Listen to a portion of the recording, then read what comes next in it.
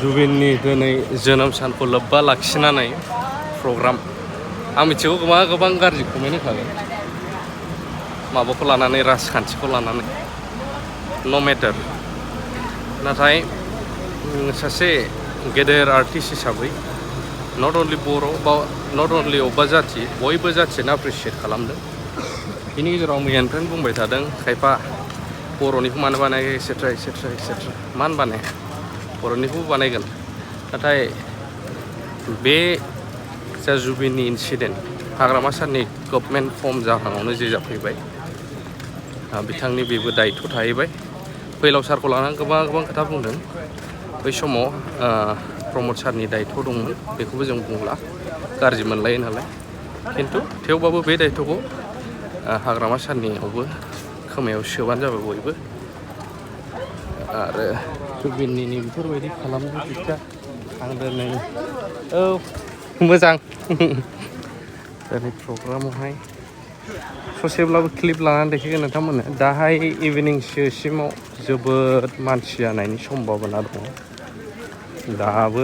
जेव फैगासिनो ओमफ्राय वालफ्राव बिदि बिराद मोजां पिकचार आखिदों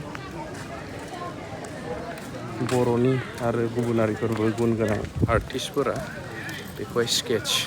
पिकचार ड्र खालामदों आरो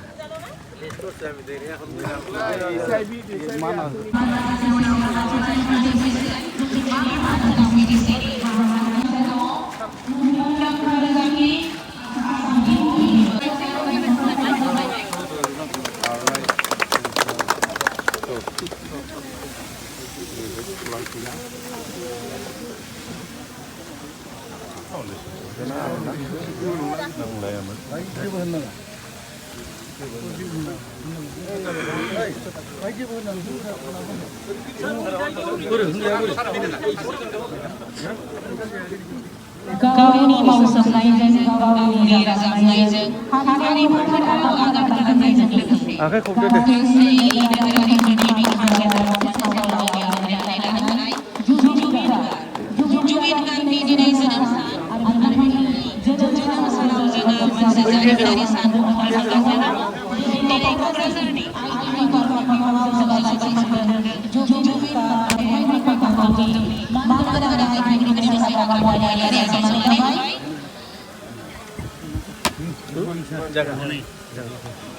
बिबार दोनाखै नोंसोरो बिबार दोनाखै बिबार दोनाखै नोंसोरो माथो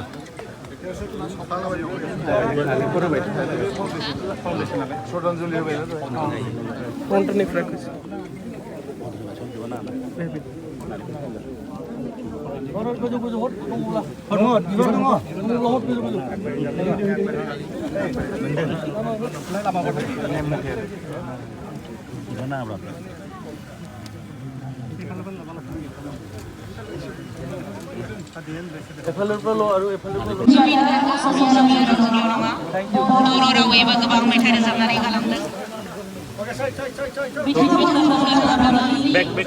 बांसिन रावावनो मेथाइ रोजाबनानै गालांदों जोंनि दिनैनि बे हाबाफारिनि थाखाय